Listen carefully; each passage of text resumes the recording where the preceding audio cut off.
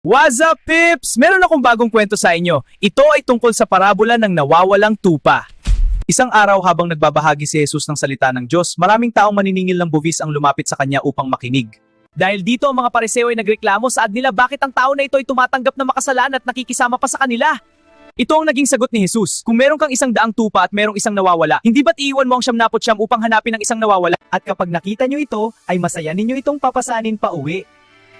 At tatawagin ninyo ang inyong mga kaibigan upang makipagsaya dahil natagpuan mo na ang nawawalang tupa. Ganon din sa langit, masayang-masaya sila kapag merong isang makasalanan nagsisi, kaysa sa 99 na hindi nangangailangan ng pagsisisi. Ano ang makukuha nating aral dito? Mahal at mahalaga sa Diyos ang bawat tao, maging ito man ay makasalanan. Bumaba si Jesus sa lupa para hanapin ang mga nawawala at iligtas ito sa kapahamakan. Si Jesus ang mabuting pastol. Iniaalay ng mabuting pastol ang kanyang sarili para proteksyon ng kanyang mga tupa. Masayang-masaya ang Diyos sa mga taong nagsisisi sa kanilang mga kasalanan.